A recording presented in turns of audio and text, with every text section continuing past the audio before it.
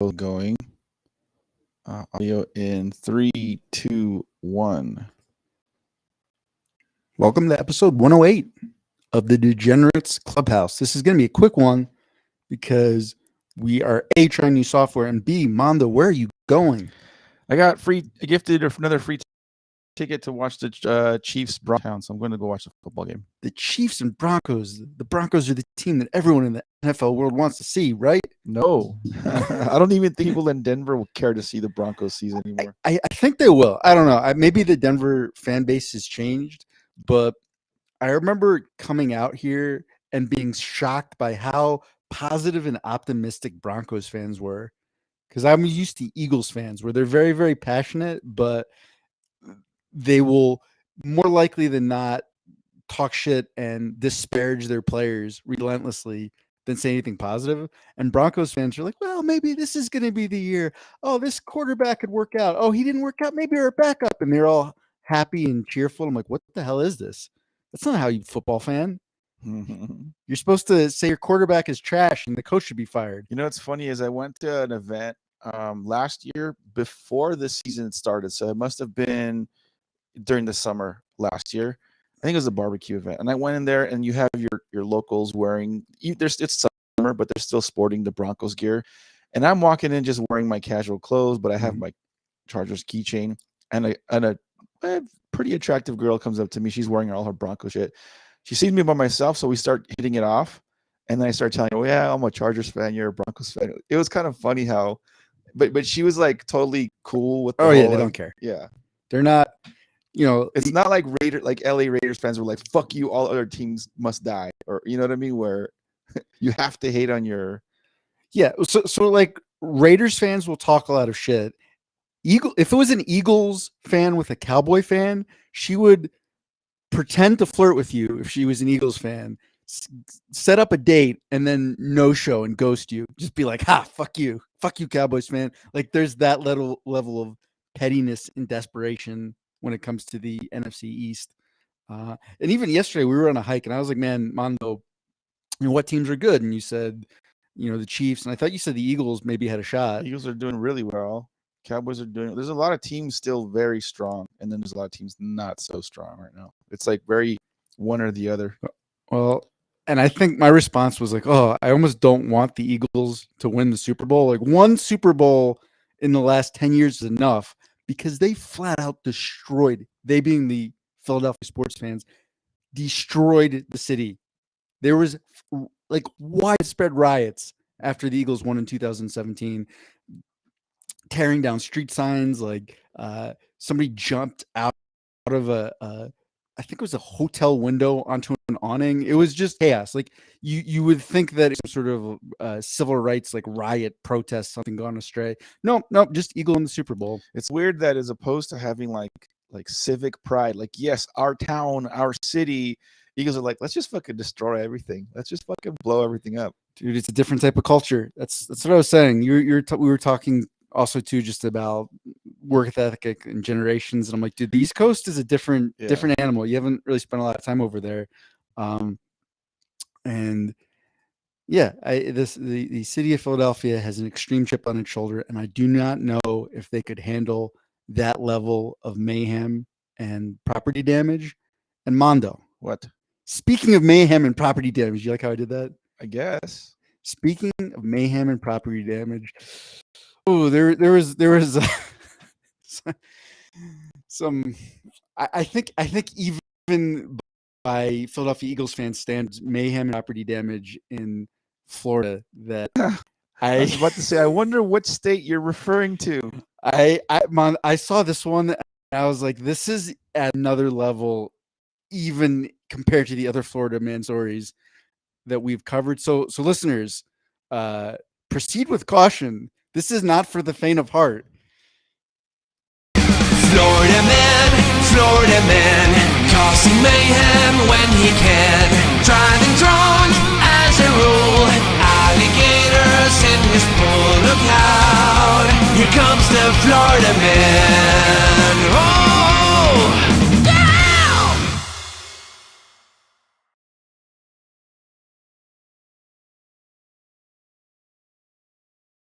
out some kinks, degenerate land listeners and followers. I have to see if we could modify the volume on that thing, and maybe that's why I was kind of clipping. Anyway, moving on. Florida man arrested for having public sex with a dog, damaging church nativity scene. Holy fucking shit! We were on the hike yesterday. He was like, "Dude, this is a Florida man story to top a lot of the ones we've done." I'm like, "Okay, thanks for the like teaser with no spoil at all." I mean, just right off the bat. I mean, so just not bestiality, just public bestiality, and as you will find out, in front of children, and then he wasn't done. So how did this whole thing start, Mondo? A Florida man was arrested after he had sex with a dog in front of families, wrecked a nativity scene at a nearby church, and attempted to steal a vehicle. It's the holy trinity of Florida carnage. It's truly a Christmas miracle. See, Chad Mason, 36, was arrested Sunday on several charges, including sexual activity with an animal, exposing sexual organs, and criminal mischief to place of worship. Mason knew the owner of the Golden Doodle dog and was taking it out for a walk in an apartment complex in the 2600 block of McMullen Booth Road at around 4:30 p.m. on Sunday. The Clearwater police said he then began having sex with a dog in front of multiple adults and a child who was under 16 years old. All right. So first of all, somehow the fact that his name is Chad is just completely on brand. You're like, oh yeah, Chad Mason. Somehow that completely tracks. And then I had missed the fact that it was a golden doodle. Yeah. I mean, I have you ever met a golden doodle in person? This majestical creature? No, but my question is, why does the breed matter at all? It's like fucking like you're fucking a dog. You know, because they're trying to paint a mental image for you. Uh-huh. I don't know why. I don't know why they want you to picture this whole scene, but you know, maybe the listener was like, well, you know, was it a Chihuahua? Because that raises a whole new host of questions. So you're saying that there's certain breeds you're okay with dog fucking, like it's acceptable with certain breeds. Well, I think just from a logistical standpoint, that would make a little bit more sense. Oh. And you know, the other part, very, very well tempered dog, right? Golden Doodle, you know, poodle, golden retrievers, well known just to be very loving, not like that. But here's the other part, Mondo. If it was like a pit bull, you'd almost be like, "Wow, man! I mean, congratulations, good job." That's wrong and terrible, and you're gonna have sex offender registry in your future. But it's also kind of impressive in a way that we're not condoning bestiality on the Degenerates Clubhouse. That's all I hear from you. I hear you like disguising your like. I guess it's some breeds it's cool, some breeds it's not. I think that interpretation says more about you than what I was actually saying. All right. One of the adult witnesses confronted Mason, who then fled the scene to Northwood Presbyterian Church. He entered the church, proceeded to knock over a nativity display, breaking several potted plants, and throw children's toys from the playground area. Jesus Christ. Mason's action has resulted in an estimated $400 in damages to the church, according to officials. He then left the church and went to an adjacent neighborhood where he destroyed a mailbox and attempted to steal a car. Why did he destroy the mailbox? I don't know. Like, I get this. There had to have been methamphetamines involved in this. Some kind of drugs. Had to have been. So, you know, he for whatever reason had his eye on that golden doodle, loses control of himself, and then the nativity scene damage. He's just trying to flee. He's stumbling through this thing, you know, makes it out of the church. But why was he like, fuck this mailbox? Just this guy was just he was possessed. I think that's the only logical explanation. You know, okay. We've reviewed some supernatural based shows. There was a demon, a devil inside of him, and then also a little bit inside the golden doodle. Oh, so he was trying to exorcise a demon from dog. I don't know. I don't. Getting at This is the worst of the stories that we've covered. I think I can't think of one that is just bad on so many levels. It's too bad the article doesn't say. We continue on. It just says Mason has been later released on bond, but that's kind of all. That's the end of the story. Yeah. What the fuck? What drugs? I mean, Yeah, meth, I guess. Or I've never done anything but weed and mushrooms and booze, so I don't know what kind of drug leads you to do like that kind of like I nutty think shit. I think meth. I think that's the only, or Florida has developed some new drug that we don't even know about. But yeah, this. Have you ever tried any of the other like I don't know if you what we would call them, but like I guess rappers were doing like this whole scissor and like all these other weird drugs where they would Like the designer drugs where they're I mixing guess Robitussin and yeah, Tussin, like ecstasy and you ever done any of that shit? Robitussin. Yeah, I've Right, taken Robitussin. right, but the like No, the drug form of mixing random chemicals together. no, Yeah, I no, used to have a buddy in I think I was in junior high, maybe a little bit early younger. He would huff gas paint cans. I was like, no thanks. He's like, dude, it's cool. It makes you feel like you're almost gonna pass out. I'm like, oh, perfect. I was like, yeah, that doesn't sound fun to me, dude. Like, I appreciate it, but nah. No, Moving on. yeah. World of Ask Reddit. We're gonna do one question because again, like Aaron mentioned, I got to get the fuck out of here, and we're trying to get out of here in a certain time. So, Reddit question one, number one, only one. What hobby can someone have that raises an immediate red flag? I've got a couple. So do you have one? Yeah. So I was watching I watched that Dahmer show with Serial killing? Yes, that is a red flag. yeah. No, but I guess like so it goes into some detail about his childhood and his dad was trying to find ways to connect with this kid and his dad had access because he was like some kind of chemist. He had access to like chemicals to embalm and do all kinds of weird shit. So like Taxidermy. the kid was doing some weird like taxidermy and was like often like hiding bones from his folks and hide like roadkill. He'd get roadkill initially, so it's kind of innocent. He'd get roadkill and then like take the bones apart and all that stuff. But then it became like, oh, I'm gonna kill the animal to get the bones and all the other stuff. So it was like I think taxidermy is kind of one of those weird ones where it's borderline like unless you're doing it as a profession. Even if you're doing it as a profession. No, because I figure if you're doing profession, you're getting paid by people to do it for their love of pets or whatever. It is kind of kooky profession to go after, but you've got just a pet dog that you just really cherish and you want to have with you forever. Me, a golden doodle. People do. People do that. People will take their animals and stuff them after they're dead just so they can have them forever. Or sometimes they stuff them when they're still alive. Oh no, Aaron, I just left you. I gave you those too. Alley-oop, slam dunk. But I mean, I think it's weird if you do taxidermy as a hobbyist, yeah, as opposed to a profession. Different. Like I like to fucking embalm dead animals, and yeah, that's just kind of. I like the way you said that because depending on the punctuation, it could be I like to fucking embalm, or it could be I like to fuck, comma, and embalm dead animals, which is another way to go too. What are your answers for that question? I'm glad I let you go first because one of mine was taxidermy. Oh, okay. But the other one, I don't really know how I'd phrase exactly, but kind of like gambling. Or, you know, someone's like, oh, I like to go to the casino and hang out. You know, even if you're not talking about someone who's going to a high stakes casino and burning tens of thousands of dollars, if someone was like in this area, there's the closest casino I think is Blackhawk. Blackhawk is the area, and then yeah, there's a bunch of little casinos. The Monarch, the this, that, the other. Yeah, and they're like, oh yeah, one of my favorite hobbies is like I just like to go to Blackhawk and I'll hit the Monarch and I play these games and everything. It'd be like, ooh, that's not good, right?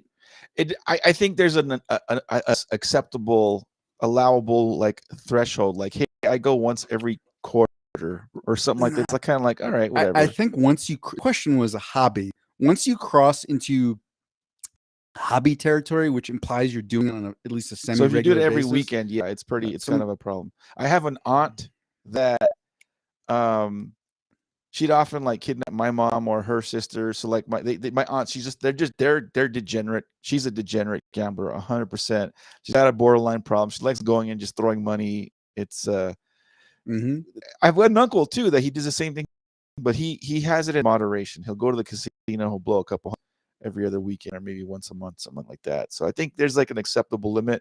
But if you're doing it every day, and there are people that do it every day, and yeah, that can be, unless you're made of money somehow, I don't know. Well, because the biggest problem I think is those people typically are thrill seeking Yeah. and they can't get, they haven't found another avenue for thrill seeking that's more productive. But the other part is almost to a T, they also don't have great impulse control. No. So there are some people who they manage to keep it under wraps. They're like, oh, I want to do my thrill seeking, and then you said you're like your uncle. They go through their fixed amount. And they're like, okay, I'm done. But I feel like any one of those people is just a weird mood, just a little fraction away from being like fuck it and going crazy and like losing their entire savings. Yeah. Yeah. I got to the point when my previous job, I part of my territory was to cover Nevada, Las Vegas, Nevada specifically. And I'd be in Las Vegas, 5-6 times a year. And and every time I'd go there, it was a week at a go. It wasn't like I'd go there for an overnight or come back. So like even like 1 week of Las Vegas is not. Can you imagine having 5-6 times in a year? Yeah. It got to the point where like if I spent like maybe $100 gambling on like a one night out thing, that was already like a lot. Like I found other means to have entertain myself. It was like the gambling thing. I don't know. It can be fun. There's like there's a point where you're like, fuck, I'm just giving my money away, and I don't like doing that. But some people chase that thrill of like, what if I could win, or what if I can hit the big jackpot? So that describes a couple of my family members to a T. They do that shit all the time. Let's see what some of the Redditors have had to say. User Tom YOLO Swag Bombadil. Yeah. It sounds like Aaron made up. Oh, look. And the answer, a lot of non-hobbies in here. I work at a casino. Gambling is my answer. That was you, huh? You're that Redditor? Tom YOLO that's Swag. me. Tom You YOLO found me- Swag Bombadil. That's my burner Reddit account. Exact answer Aaron gave too. So let's see what the other. This one's rather long, but I'll go ahead and read it because it's bound up. User Apera7 writes, I had a roommate in college who would track people, just follow them around while they were on a walk at a grocery store and watch what they did. Never interacting, just watching. Never sat right with me at all. Edit. Wow, this blew up. A lot of people were asking, but no, wasn't stalking because he only followed people in public spaces. I did wake up to him just watching me asleep a few times. That was uncomfortable. Jesus. We had a decent relationship in spite of it, but he didn't keep in touch after college. That is kind of weird. Like I mean, everybody think people watches. Like if I'm at a beach, you're gonna people watch because you're there. He's just a mobile people watcher. All innocent. He goes a van with like tinted windows and everything, and like, yeah. It's like, hey, don't mind the binoculars. It's just part of my people watching. Bird watchers have binoculars. People watch with binoculars. Like, sir, this is my bathroom window. Yeah. I'm in public. Last one I will read. User Syncbat writes, people who like to find tiny and damp caves to climb and squeeze through. I'm scared of you. What? That's a hobby? Like people that go like cave spelunking, I guess. That's I can get claustrophobic with that. I can get real claustrophobic and tight. Like, yeah, it could be kind of scary. Well, that was it for Reddit. Excuse me, I had a little burp stuck in my throat. Last segment for the episode. We've got about 30 minutes to do such. We're going to cover. Last week we did Willow with the intention of doing Willow episode 1 and 2, but time restriction then as well. We kind of went over. We'll do episode 2 today, Aaron.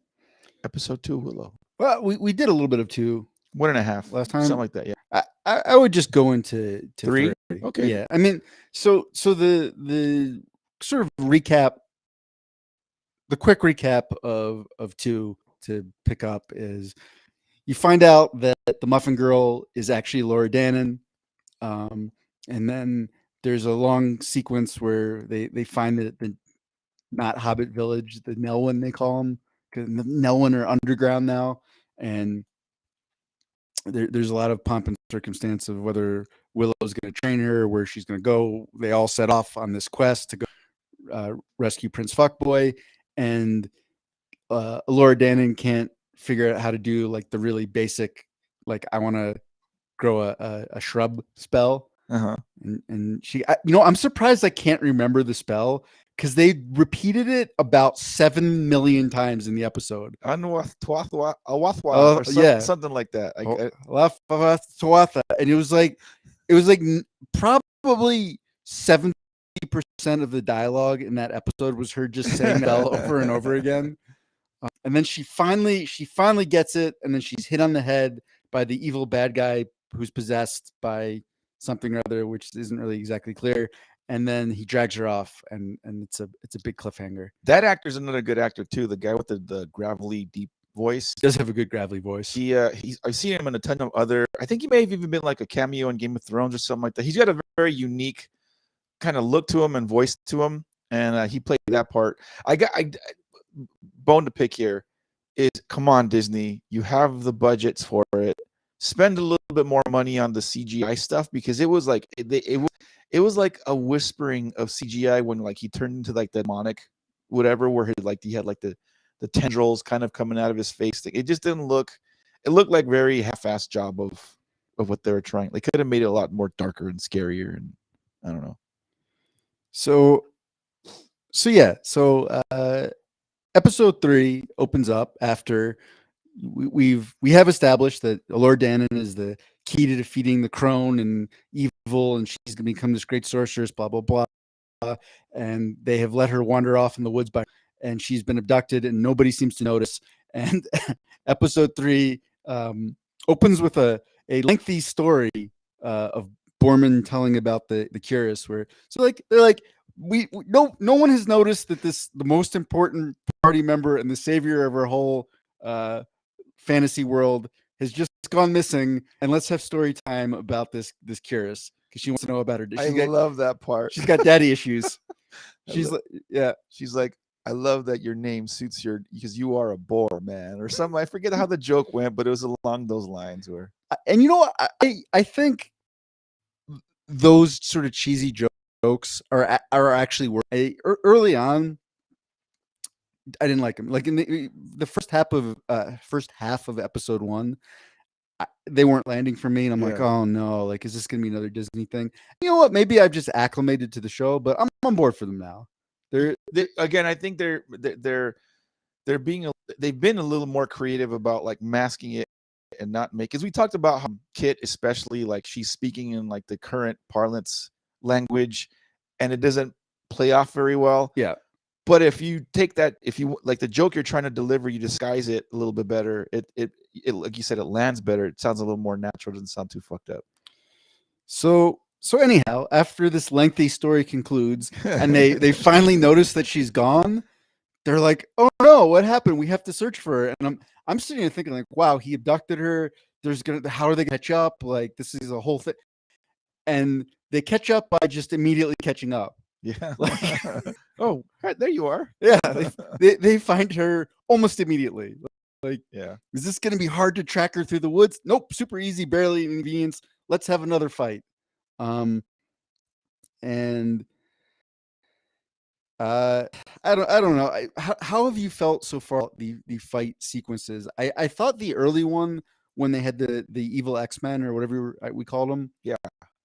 I thought that was pretty good, because they obviously spent more time and there was some CGI. I had mixed feelings about this one. Yeah, I think the fight scenes can be lacking. I think because a lot of the really good movies, they have like a like they have a guy, like a whatever stunt guy that will coordinate the fight scenes and make them look pretty badass. And it feels like something that was coordinated, no joke, by like you and me. Like you and I could have taken that scene and choreographed it just as good, if not better, in like half an hour. Yeah. It's like, okay, you go here and you go here, and we just sort of, and then I'm gonna swing the sword and you duck.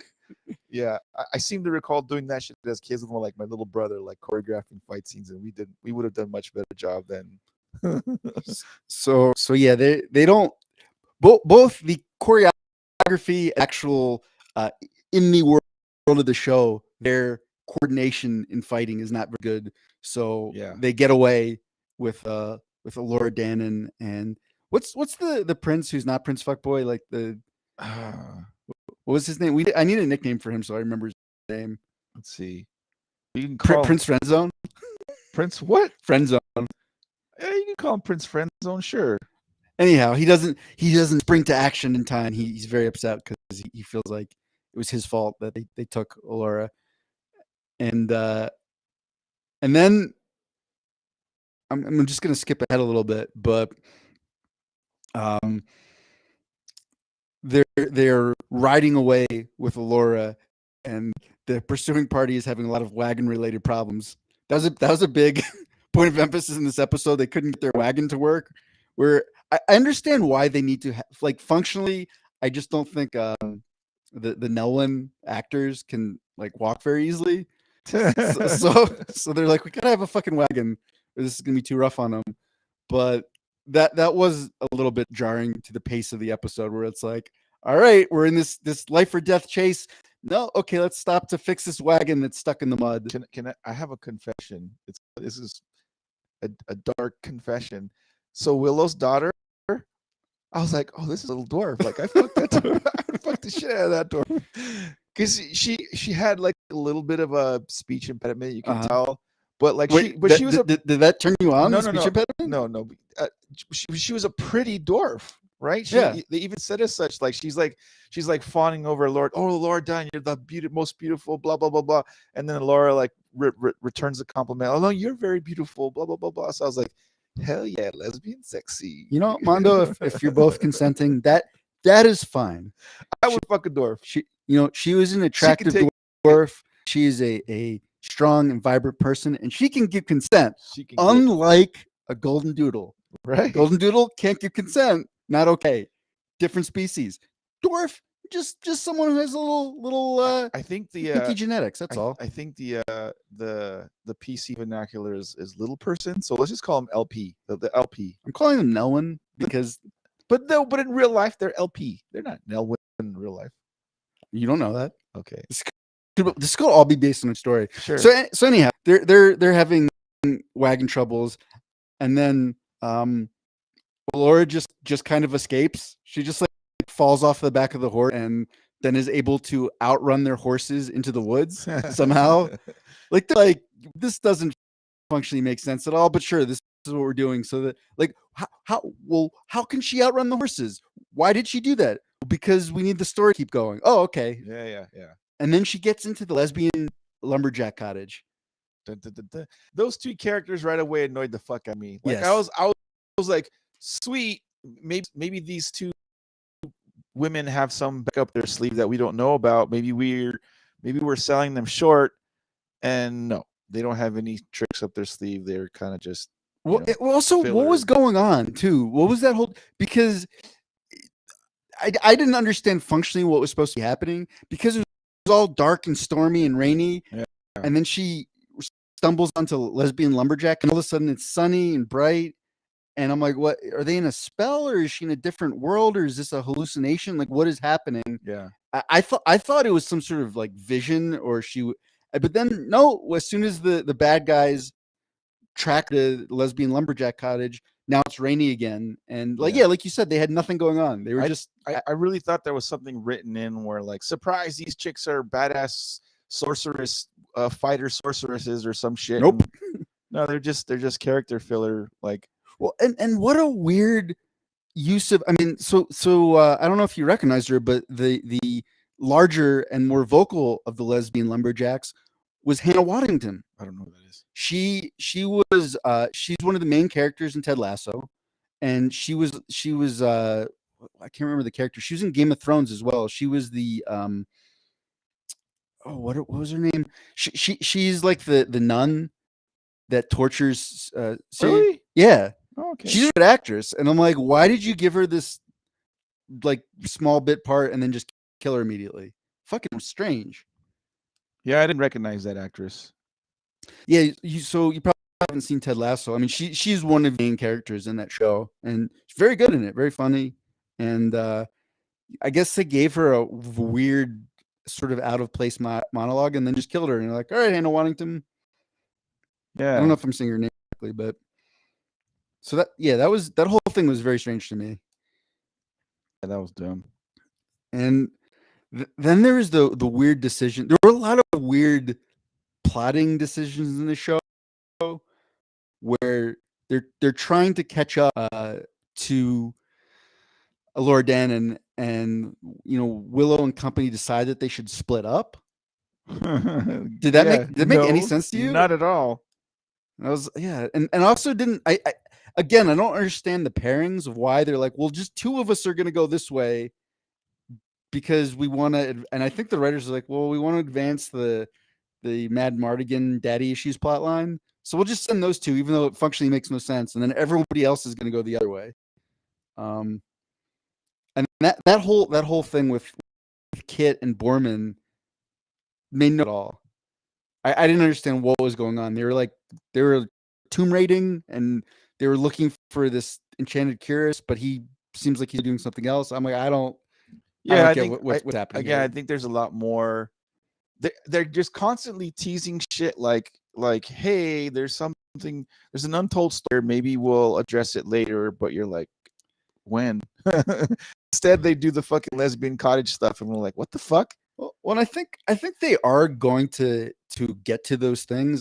My issue is, I feel like they're kind of working in reverse a little bit, where they're like, oh, these things that happened towards the end of the show, and they didn't really think about a clear way to, like, this is where we're going, and we can't really figure out how to get here. So instead of taking a logical plot path, we're just gonna make a sharp right turn and take some shortcuts, and it's like it doesn't really work so well. No, I don't think so. No.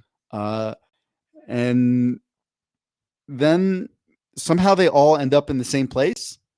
I mean, despite having all this consternation about we're going to go this way and we're going to go that way, they just end up at the exact same place at the exact same time. Yeah.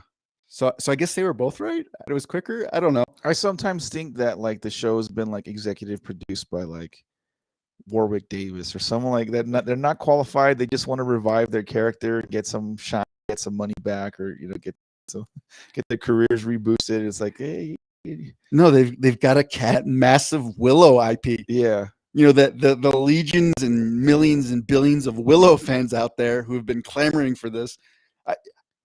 I know there are Willow fans out there. I'm being a little bit derogatory, but it's not like the big. I don't think so.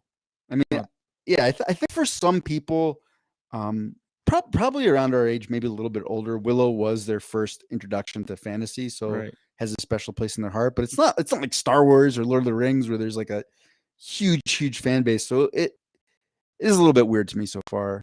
And then we finished the episode with another battle that was almost exactly like the earlier, except for like a couple things. Prince Friendzone is a little bit more assertive. He jumps in there. We get immediate payoff, right? They set up that he's indecisive and he's that's always running from battles. And usually this would be something that would be sort of worked out over the course of several episodes as he goes through a character arc. And they're like, nope, he fixed it. Yeah, all within one 30-minute episode. It's that easy. Viewers, all you have to do is identify a character flaw in yourself and then just immediately fix it. And then then it gets fixed just like that. So yeah, they get Laura Dannon back. Although, what was the other thing? I think that was Prince Friendzone like about to get demon possessed or something. There was something happened to him at the end of the fight. I don't remember. I saw the episode like the day it came out, so it's been over a week that I've seen it, or around a week that I've seen it. So I don't really. Details are fuzzy. And but yeah, the all these weird little plot points of Borman finds something when they were tomb raiding before they burst through a wall and end up right in the middle of the other fight, and we don't know what that is. Ooh, spooky cliffhanger.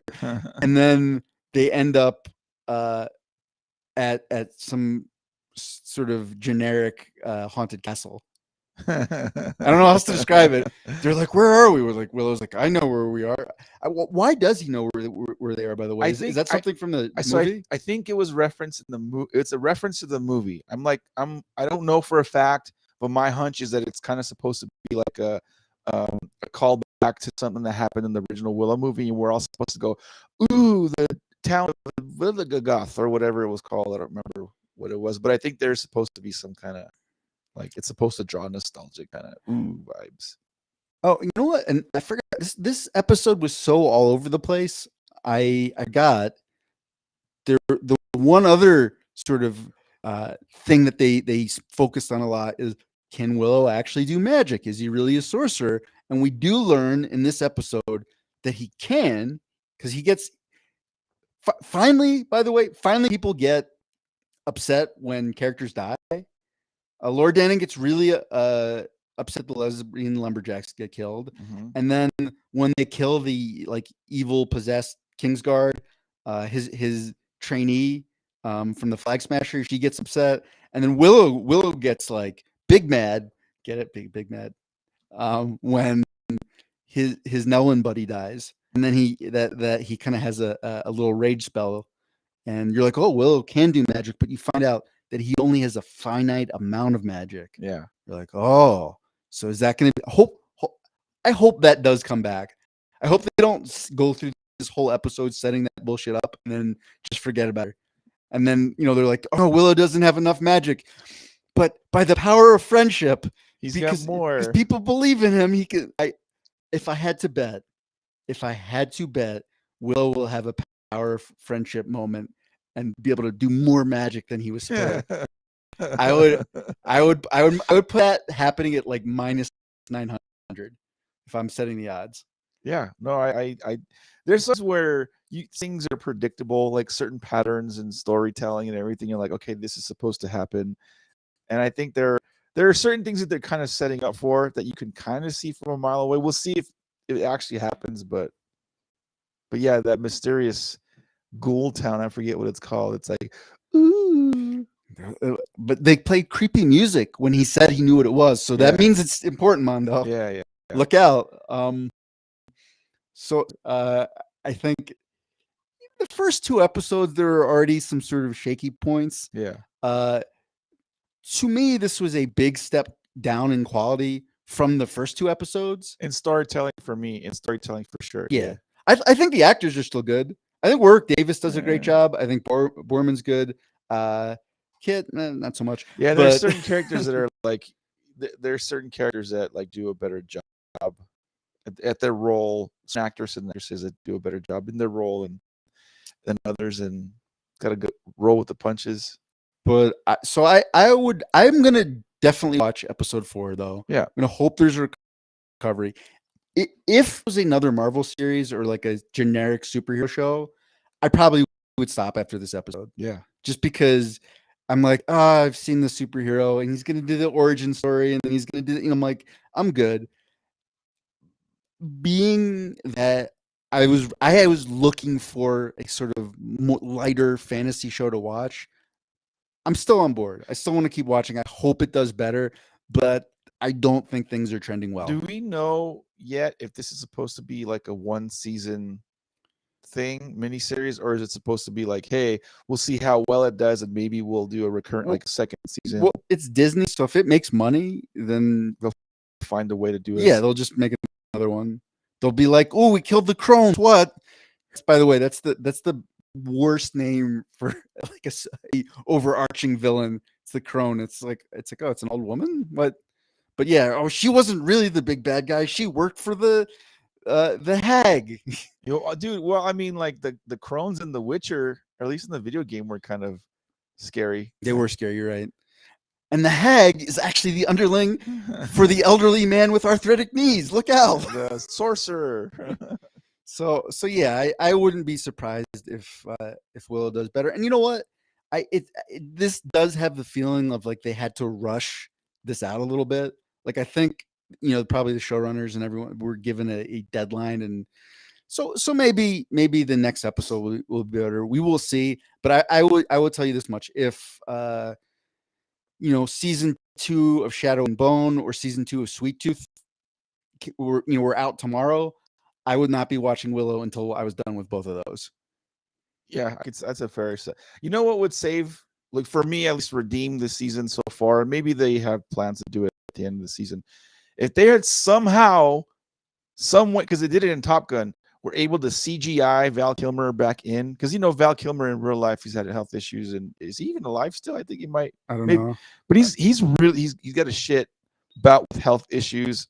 So they were able to revive his character in the Top Gun movies and give him like a different type of role capacity where his character can pull off, like, okay, even his character in the movie's got like this disease that Val Kilmer. I don't know how he could do that with Willow and like Mad Oh Mardigan. shit, he had throat cancer. Yeah, he's got some really fucked up. But if they could somehow CGI in Val Kilmer back into the plot somehow, or maybe at the end of the season they like hint at, oh, your dad is Mad Mardigan is still alive.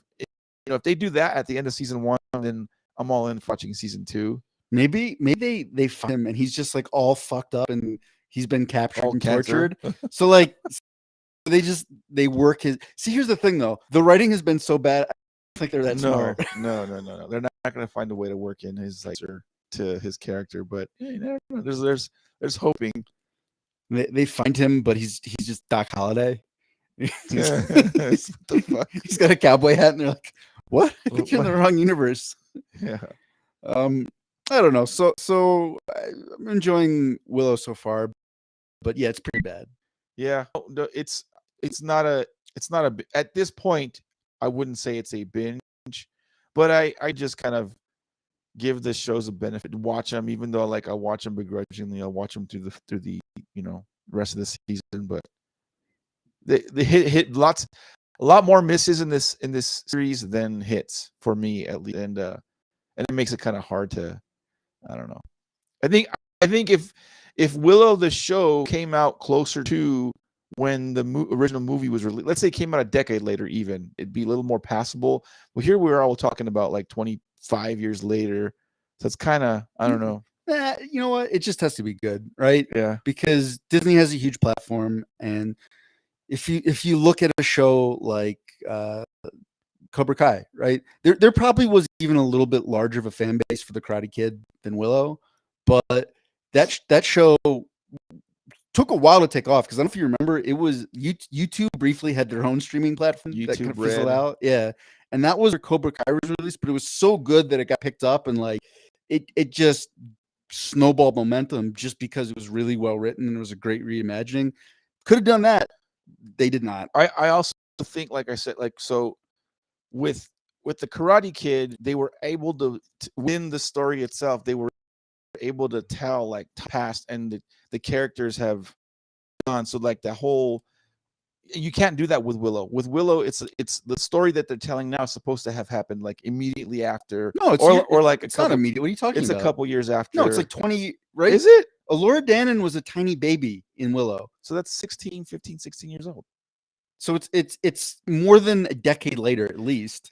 But in real life, it's been 25 years. Right, but it's pretty close. You could just say that she's 20 and it would be like the same general amount of time that's passed. I don't know. I just think they certainly could have. They did not. Sure. Do you have anything else to add to the episode? Nah, man. You should get out so you can see this scintillating Russell. What's his name? Russell Wilson. Yeah. Yeah. You don't miss a minute of Russell Wilson playing quarterback for the Denver Broncos. Yeah. Well, thank you guys. You'll be able to tell your kids about this game later. Thank you guys for watching and listening to all that shit. Hopefully the stream came out okay. We're working out a new, just behind the scenes. We used to use OBS, which was a free service, and it was like dying on us a lot, obviously. And we're now trying a different service, and it seems to have not cut out. Knock on wood. So hopefully you guys enjoyed yourselves. We'll talk to you guys in a week. Bye.